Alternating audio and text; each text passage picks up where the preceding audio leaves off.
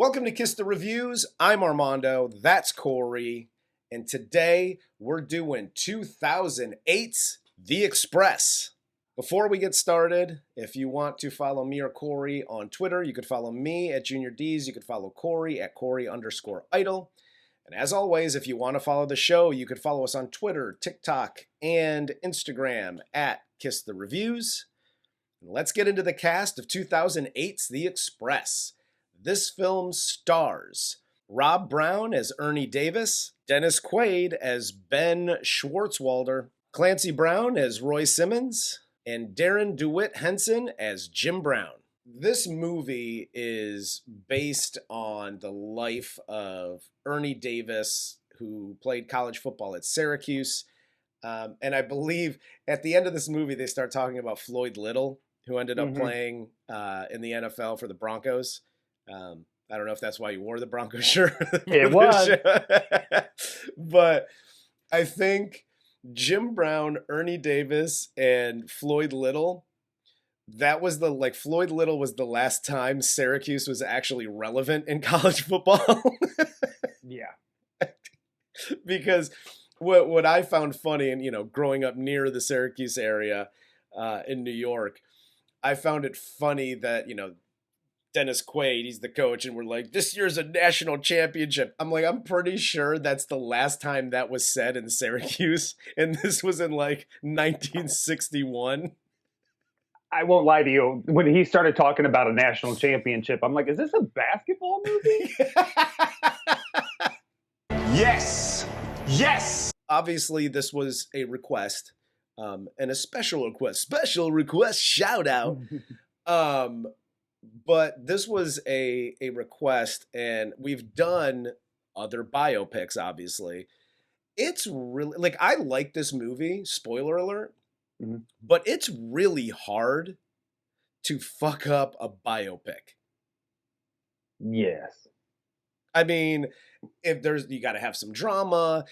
Everybody's got to be running in the rain for no reason. You need some of those. As long as you throw some of those scenes in, it's really hard to screw up a biopic. Oh, yeah. Especially like this. What was it? Brian's song. Yep. About Gale Sayers and Brian Piccolo. I mean, fucking Abraham Lincoln Vampire Killer. These are easy layups for biopics. Absolutely. And it's really hard to not do a sports biopic well. Well, yeah, because most of the footage is there for you to literally copy right off of. Their words are right there for you to copy. Yes. It's not difficult. Doing a biopic about us would be difficult because it'd just be like, I don't know, they jump on YouTube and tell fart and dick jokes for 40 minutes. I don't know what these guys are about. We don't know anything about them. That biopic would be an hour and a half of just and then he told another dick joke. And then he died. But let's get into this. So the movie opens with Ernie Davis in Uniontown, PA. It's 1949. He's a child collecting bottles and almost getting jumped by some white kids. And it's him running away. And you have the voiceover of him. We find out at the end of the movie, it's him writing to the Saturday or Sunday Morning Post or whatever, Saturday Evening Post guy. And we have to do this. Corey's Life Lessons. Hello, parents of Hollywood children. Uncle Corey here. So you want your kid to get his big break in the biz, because that means a lot of money and fame and da-da-da-da. I get it.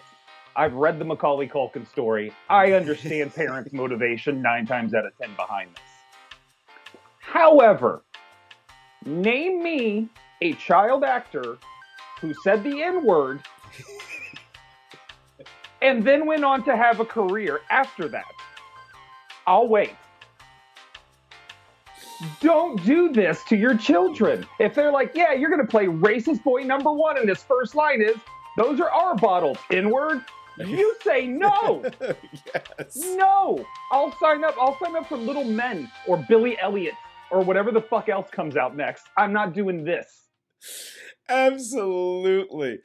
What always makes me laugh, and I don't know if they do this on purpose, but I noticed it here, and I'm like, but I've also noticed it in real life, and running into real life racists, with these kids, and they're like, those are our bottles, and blah, blah, blah, blah, blah, blah, and you're black, so you don't matter.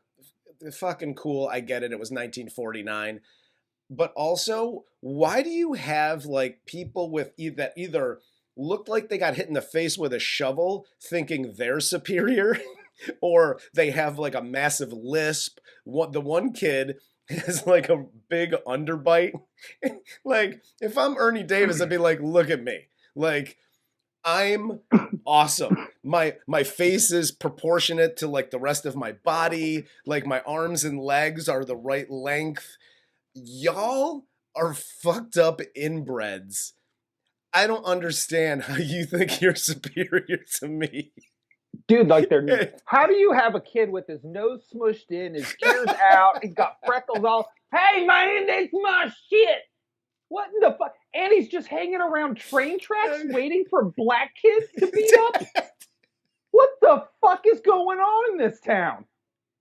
There's also a scene here where we see Jackie Robinson break the color barrier in baseball. Ernie Davis is there with like his grandfather and I think his brother or stepbrother or something along those lines. But he's living with his grandparents, and then his mom shows up to take him to Elmira, New York, to live with her and her new husband. And this is where he starts playing and excelling at football. And they make it seem like it might be something, right? Like she comes in and, hi everybody, and I got married again. And you're like, oh. Like everybody's face doesn't look happy about this. So you're just kind of like, oh, great. Now we're going to introduce a piece of shit stepfather on top of all the racism Ernie's going to deal with. Yeah. But he never really is in the story. No, they show him once at his like little league football game, and that's the only time you see him for like the rest of the movie. Yeah, it's really weird how that was like set up to be something and then it never was anything. Yeah. He goes to Elmira, he starts excelling at football, he gets to high school, and we flash forward to Ernie here in high school. Jim Brown is leaving Syracuse to go to the NFL, and Ernie is entering college, and this is where we get Coach Schwartzwalder asking Jim Brown to help him recruit Ernie Davis to come to Syracuse. Because like, I don't know how to talk to the blacks. And I have heard from a few people, I mean, in the know, whatever. Mm-hmm. Jim Brown wasn't the best dude on the planet. Like, he was kind of a douche and a piece of shit. And so much so that his coach didn't even like him. He didn't like his coach. Well, for obvious reasons. I mean, coach was sort of a racist. But like we get here and he's like, hey, Jim, I know we've had a little bit of a contentious go for 4 years, but can you help me recruit this black kid? Because I don't know how to speak to them. And dude, like to call this coach a little bit of a racist, it's almost worse than that because he's not. Yes. He's just a coward and can't stand up to the courage of his convictions, which is almost a little bit worse because you, white boy, can actually do something and make change at some point. Whereas you're just like, no, I'm going to get people killed. Ain't nobody fucking gonna kill you with a beer bottle, bitch. Settle down. This whole like fucking attitude about like, I'm protecting. No, you're a fucking coward and don't want to stand up. You were correct. No, and those are the little, I think, like when you say he's a little bit racist, those are the little things you see about him, like in practice. Yeah. Where number 55, Ernie goes out of bounds on a practice play, and the guy just bowls him over. And the coach goes, well, he's going to face a lot worse than that this year. So it's almost like that whole Cam Newton thing. Like, well, he's a big kid. He can take it. Yeah. But then what happens? Ernie comes back, puts a block on that kid, knocks the hell out of him. The coach chews him the fuck out for playing too rough in practice and saying you could get away with that stuff when you were in high school. You can't do that here. All Ernie did was make a block on the play. Yeah. So you see these little things, like these little bitty racisms pop up where you're just like, dude, like, you're not treating all your players the same. And it's not even the big thing like, I'm not going to let you get in there and score a touchdown because they'll kill us. It's like, you can't block my white players as hard as you can and make them better in practice. Yeah. Well, that's the fucking problem. You get that, and then you also get Ernie going to the coach's office where he gets the white girl speech from the coach, which I love Omar Benson Miller. And it's after Ernie comes out and he's like, oh, you got the famous white girl speech from coach. He's like, he basically says like, he'll never say white, but he'll allude to it and you know what he means and yada yada, which that scene was great. And again, as bad as it was, I thought like Omar made it funny in that little kind of monologue thing that he does here with Ernie. Oh yeah, which I mean, look, if you've actually spoken to anybody that's experienced actual racism, that's typically how they respond, is just to make it funny, because they know they can't do anything about it. If they act, they're the one that gets in trouble. That's where in lies this issue. And you can see the coach too, like looking at the white cheerleader at practice, looking back at the black kids playing football, and he just purses his lips and they look like an asshole. He's a son of a bitch. I couldn't stand that motherfucker. Yeah. Well, and then we get Ernie meeting Sarah, who becomes his girlfriend at the Syracuse Fall Social. We flash forward to next fall. Ernie's starting on offense and defense because back then everybody played both ways, which, okay, I'm just going to throw this out there.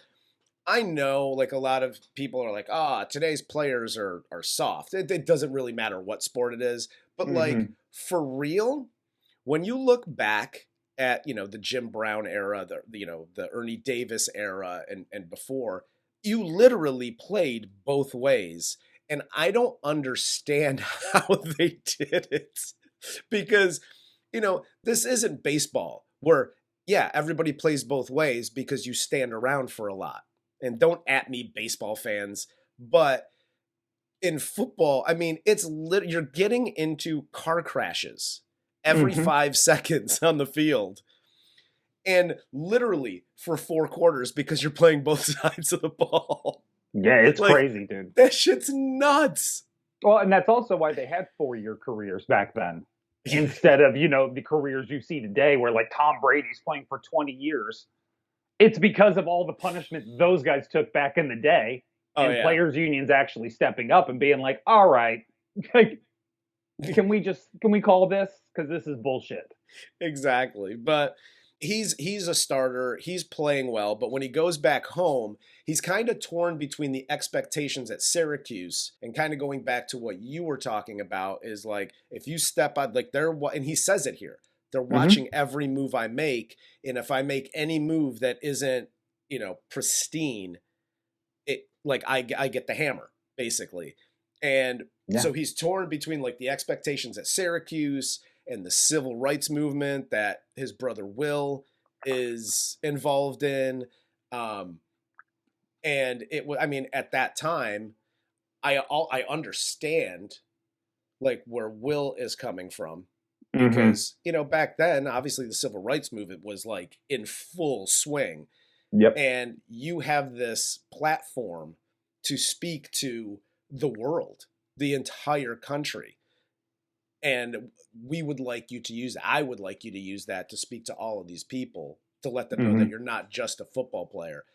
But I also see Ernie's point and guys like Ernie and Jim Brown and some of these other guys that were like, yeah, but like I say something and goodbye career, like, Well, not only goodbye career, but that's all you become. Yeah. You're a soundboard for the next hot issue. What do you think about this? What do you think about that, Ryan? What do you think about the economy? You know what I mean? And he's like a fucking 18, 19-year-old kid. Yeah. Asking him that question anyway is stupid because he's 18 or 19 years old. He knows nothing about anything in life. I don't care if you're black or white or fucking purple. Yeah. You don't know shit at that age. Well, so you shouldn't be talking about it in the first fucking place. But to add on all of that extra pressure. Yeah.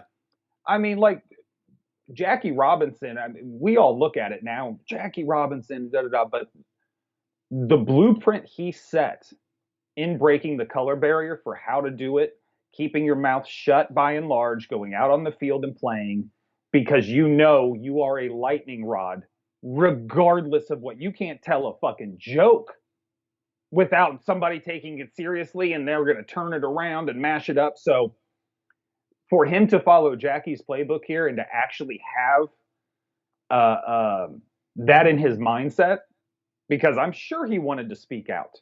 Oh yeah, absolutely. How could you not want to tell people what you were going through on your own team, let alone when you go to play a fucking Texas or a West Virginia?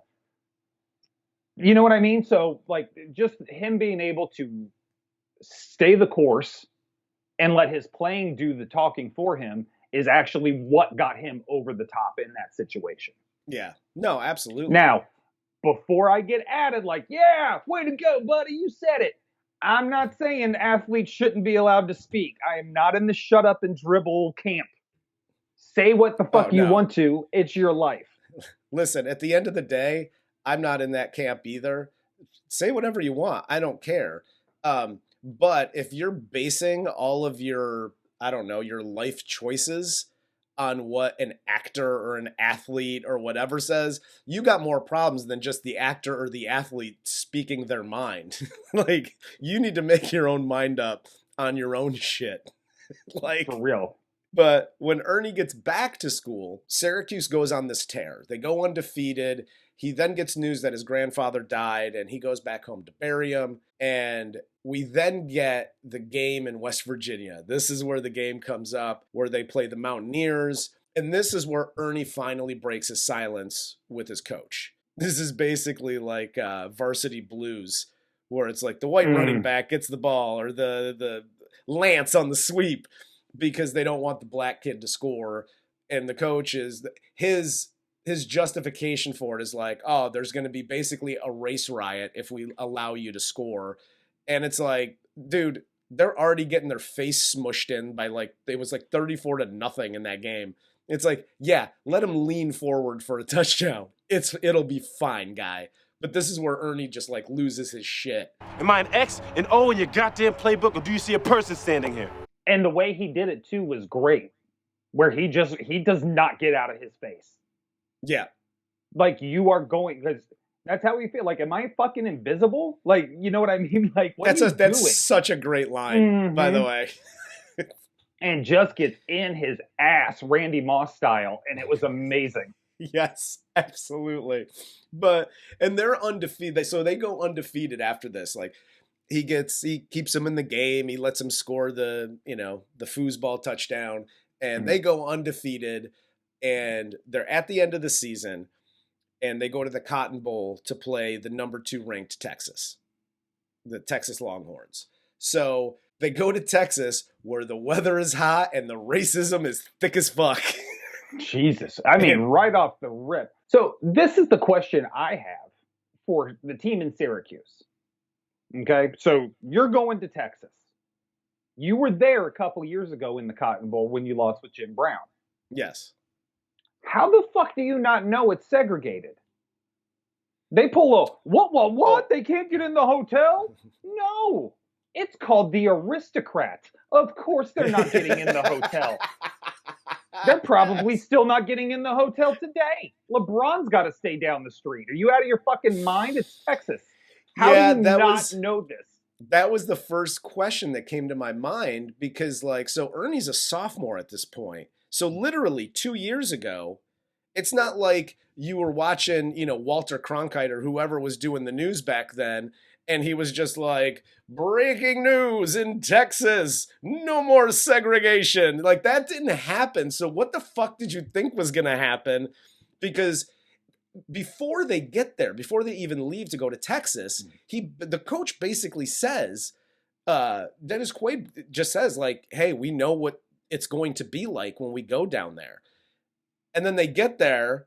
We got a problem, Ben. What? The Aristocrat Hotel does not allow coloreds to stay here. The whole them finding out once they got there, I was like, okay, that's a bit ridiculous. Yeah, wouldn't you have faced that same problem in West Virginia? Because Yes, it was a night 100%. game. Yeah.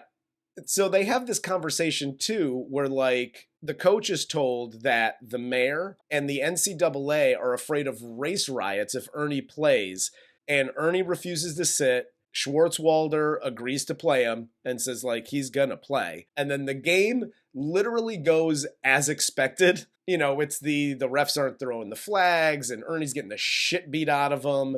And right before halftime, there's a full-on bench-clearing brawl that breaks out on the field. And at halftime, coach sits Ernie because he had hurt his hamstring. He didn't want him to re-injure it. He was like, you know, take your pads off, ice the shit, yada, yada. We got the rest of this. They had the lead at halftime, so it was like, cool, guy. Like, all we have to do is hold the lead. And obviously they couldn't do it. And the coach was being a bitch again. With the whole, oh, you're injured. There was just a race riot. I know why you're sitting me. One, be a fucking man and be like, I don't want people to die out there because you scored another touchdown. Yeah. And then two, like, again, the mayor and the NCAA are all concerned about this. So you do something about it. Why the fuck is it up to Ernie Davis and bumfuck Schwartzwalder to fucking fix racism in Texas? You handle it, motherfucker. It's your job. Ernie sits at halftime. Jim Brown comes in and talks to him. And after Texas comes back, Ernie gets dressed. He comes back out in the fourth quarter. He picks off a pass, scores on an 87-yard touchdown pass, and Syracuse beats Texas. They win the national championship. And 2 years later, we cut to Ernie becoming the first African-American to ever win the Heisman, which I'm assuming at the time was a surprise. You know, like, oh, the first African-American to win the Heisman. I think most people should have been more surprised that somebody from fucking Syracuse won the goddamn Heisman. Yeah, he beat out a dude from Ohio State and Texas. That ain't happening. You were right. I thought this scene was funny, too, because, you know, Ernie's sitting in the middle of the two other candidates. Yep. The quarterback from Texas is white, and he's got the other running back from Ohio State, who's another black guy. So he and the dude from Ohio State look at each other, you know, kind of nod, and like, oh, this is a big deal. And Ernie looks at the white guy, and the white guy's just posing for his fucking political campaign poster like an asshole and will not make eye contact with anybody. No. I wish they would have shown his face. That would have made my world happy after having to endure 2 hours of the N-word and horrible other fucking epithets. Yes. But it would have been fantastic to see this kid. All of these white people have won before you. You coming out of Texas, you're up against these two black guys. You have to think you are such a shoo-in for this trophy. It's not, you were talking shit on the way up, laughing with your boys. You're joking in interviews and shit. You don't care. And then they announce Ernie Davis. And I wish I could see that fucking face. Just sheer disappointment and knowing he had to go back to his parents in Texas who thought those guys that won that fucking award were an inferior race. And he had to look his father in the eye and go, I lost. Dude, what should have happened here is the what? We can't let the black players into the hotel? Like, that should have been the reaction of the guy from Texas who didn't win the Heisman Trophy. Like, if you just flop those two around, like, we're good. Ernie here gets drafted by the Cleveland Browns, and before the All-American game, he gets a nosebleed, which is one of many throughout the movie. And then at practice, before the game, he collapses. He's taken to the hospital. And then we flash forward to the Cleveland Browns practice because the doctors haven't really figured out what's wrong with him. So they run a bunch of tests. And they say, okay, cool, go to practice with the Browns. And then Art Modell comes to the sideline and basically tells Ernie that the doctors still don't know what's wrong with him, but all they know is that they can't clear him to play and they got to sit him for at least that season. And then he finds out here that he has leukemia and he has the press conference surrounding that. Yeah, this was pretty rough, but it was nice to see Art Modell actually like, okay, we got to stop this and get you off the fucking field. Like, you can't play.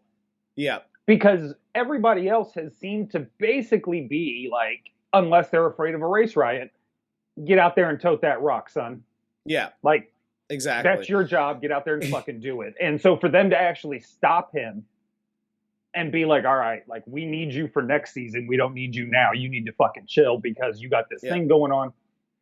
That was nice to see that, you know, some basic human treatment was occurring. Yeah, well, and if you know anything about football, if anybody watching knows anything about the NFL, Art Modell for the last, 20 years, 30 years, hasn't been painted in the best of lights, from taking the Cleveland Browns and moving them to Baltimore and yada, yada. Like, he's basically, and I know he's not alive anymore, but alive or dead, he's just been taking punches to the face for the last 30 years. Yeah. And all you've heard was like all of these bad things about Art Modell and, you know, duality of life and stuff. It's nice to see like, okay, Art Modell actually, whether it's true or not, again, this is based on a true story and how it all played out. But in the movie, it's good to see like him being painted in a better light. Mm-hmm. Well, especially considering the Washington Redskins in this are the exact same owners of the Washington Redskins today, because they're like, I will never draft a black guy, because they had the number one pick and they traded him. Yes, because they didn't want to draft Ernie Davis. Yeah, which is like, look, man, I get it. You're racist and whatever, but also you're a business racist, and you need to you have a business of winning football games. Yes. I don't care what color the guy is. Win my football games and make me more money. You were correct. This whole thing boggles. Anytime I watch this, and I know people are being like, well, it was the 60s and there was... No, I'm a fucking grown-up and I get that. But it still hasn't permeated my fucking brain. Like, it sends my brain into a tizzy when I'm like, oh, but it's just like, you would risk ruining everything. You would rather be a poor out on the street instead of like just being friends with like a black dude. Like, that shit boggles my fucking mind. And even it's the same thing. It's the same thing happening today. Yeah. Yeah. Same thing happening today. Instead of updating your monster.com resume, you'd rather sit at home and go, they stole my job. Exactly. It's simple. Just do it. Absolutely. Quit bitching. I don't. Do people use Monster? Do people use Monster.com anymore? Dude, I haven't had a job and I don't even remember how long. How the fuck would I know? Good for you, man. Good for you, you fucking lazy white people. So you know why? Because I'm not business racist, bitch. Exactly. I handled my business. But so Ernie has this press conference about leukemia. He does like one last. The Browns give him like the standing O. He never played in the NFL. He died at 23.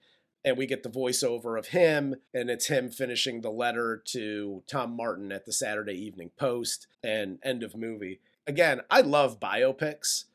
I always question, though, at the end, like, how much of this, and I know we've touched on this on other biopics we've done, like, how much of this was actually real? I mean, yeah, obviously, like, the racism of it all, but, like, I'm talking about, like, the conversations had, how things were phrased. Like, I know you have to make it for, you know, cinematic purposes. Sure. You know, you got to have Ernie running in the rain because of things. Grandpa died, and yeah. So, and well, I'll give you a good example here that I found today, because I love this movie. I really did like this movie a lot. I think it's a really good football movie. Even if you take out the racism, the football shots and the tackling and everything else fantastic. going on. It's a great football movie. That being said, from what I have been able to ascertain, the 87-yard touchdown pass he caught wasn't at the end to win the game. That was one of the first touchdowns they scored in that game.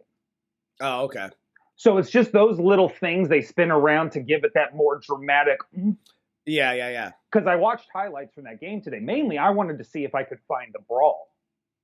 And there is no video of the brawl anywhere. Like, I cannot find it.